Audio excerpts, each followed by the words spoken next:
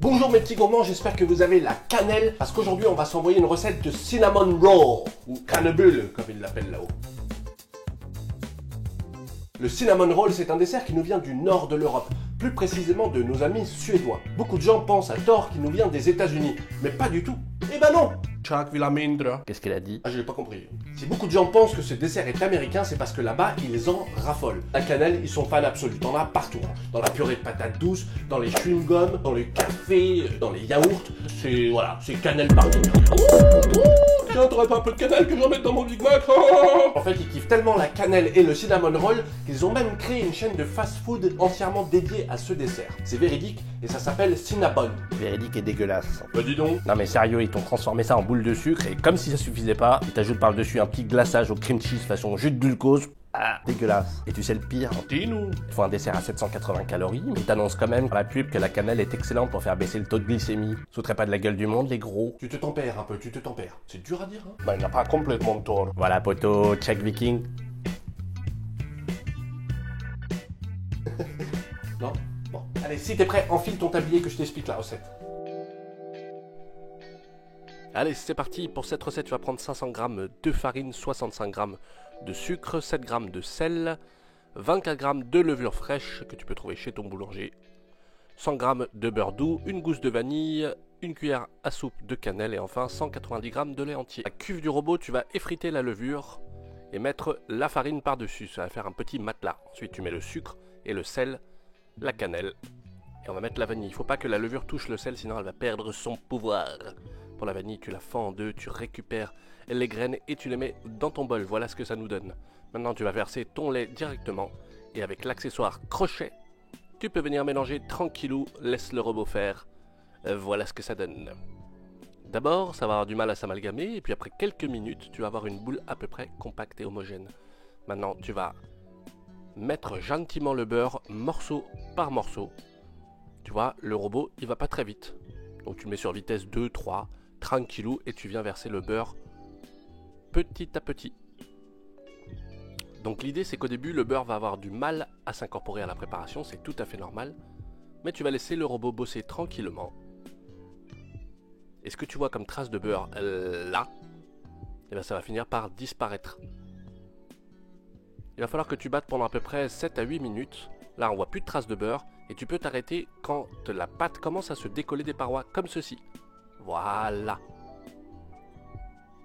Maintenant tu n'as plus qu'à débarrasser ta pâte sur ton plan de travail. Tu formes une petite boule comme ceci. Et puis tu la déposes dans ton saladier. Il faut la laisser reposer maintenant, donc tu mets un petit torchon et tu la laisses à température ambiante pendant 1 heure. On attaque la garniture. Pour ça, il faut 170 g de beurre doux, 120 g de sucre roux et 8 cuillères à café de cannelle. Tu peux ajouter un petit peu de cardamome. C'est important que le beurre soit pommade. Tu vois, la texture qu'on veut, c'est ça. Donc avec ta cuillère en bois, tu vas travailler le beurre tranquillement jusqu'à ce que ça forme une petite crème homogène et puis tu ajoutes le sucre et les épices. Et maintenant, tu n'as plus qu'à remuer avec la cuillère en bois. Alors je te cache pas que tu vas te faire un petit peu les bras, mais en même temps, avec ce que tu vas t'enfiler dans le pif une fois que cette recette sera finie, c'est peut-être pas plus mal. Voici la texture que l'on recherche. Parfait. Après 1 heure, la pâte aura bien gonflé comme tu peux le voir ici. Tu vas donc mettre un petit peu de farine sur ton plan de travail, on appelle ça fleurer, et tu vas y déposer ta boule de pâte. Tu la roules un petit peu dans la farine pour que ça n'accroche pas au plan de travail, et tu vas pouvoir commencer à l'étaler à la main d'abord, gentiment. Il ne faut pas y aller brusquement sinon la pâte va se déchirer. Une fois que c'est à peu près plat, tu peux t'aider du rouleau à pâtisserie, dans un sens, et puis dans un autre. D'un côté, puis de l'autre. Voilà. Et hop, tu mets ça sur ta plaque de cuisson recouverte d'un papier cuisson. Tu vas étaler la pâte un petit peu dans les coins pour qu'il y en ait partout. Et un petit coup de rouleau à pâtisserie pour avoir une hauteur homogène. Ensuite, tu peux découper le surplus de pâte sur les côtés, on appelle ça éraser. Et voilà. Maintenant, tu vas pouvoir mettre la garniture. Donc les proportions sont calculées pour que tu puisses mettre toute la garniture. Et tu l'étales de façon homogène sur ton rectangle de pâte. Comme ceci et comme cela. Il faut qu'il y en ait partout. Mais je vois un petit coin, il n'y en a pas là. Ouais, ça va. Hop, et maintenant on attaque la roulerie. Donc pour ça, tu vas délicatement, dans le sens de la largeur, rouler ta pâte. Tu enlèves ensuite le papier, et puis tu continues à rouler ta pâte, en commençant sur le centre et ensuite en allant sur les côtés. Il faut y aller doucement, avec amour et parcimonie. Ça n'a rien à voir ce mot, mais c'est pas grave, t'as compris l'idée? Voilà, tu nous formes un beau rouleau, un beau boudin. Sans oublier que la pâte va gonfler pendant qu'elle va pousser, donc n'hésite pas à bien serrer tout ça. Le tour est joué. Une fois que tu as ton boudin, tu le débarrasses sur une autre plaque, n'hésite pas à le mettre 2-3 minutes au congélateur pour raffermir. Tu coupes les bords, parce qu'il n'y a pas de garniture jusqu'au bord, et puis tu n'as plus qu'à couper des rouleaux homogènes, donc entre 4 et 5 cm. Bon, je t'en ai montré un, l'idée c'est que tu vas pouvoir faire avec ce boudin de pâte une petite douzaine de cinnamon rolls. Maintenant, ça part en pousse.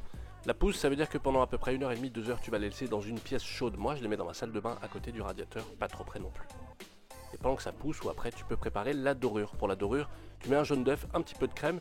Tu peux éventuellement prendre un récipient un petit peu plus grand que le mien, tu galéreras moins. Et maintenant, tu vas les badigeonner généreusement de ce mélange, sans oublier d'avoir préchauffé ton four à 180 degrés. C'est parti pour 14 à 18 minutes de cuisson. C'est normal que la garniture s'échappe un petit peu, ça va former une petite croûte caramélisée. Je t'assure que c'est une dinguerie. Régale-toi! Voilà mon petit gourmand, c'est la fin de ce tuto, merci de l'avoir suivi. Tu peux t'abonner éventuellement si tu veux pas, je vais t'envoyer Ragnar de Wish, là tu vas voir, ça va te calmer. Et je te pète la gueule. Voilà. Et nous, on se retrouve très bientôt pour des petits plaisirs sucrés. Salut! A plus les potos et les potasses.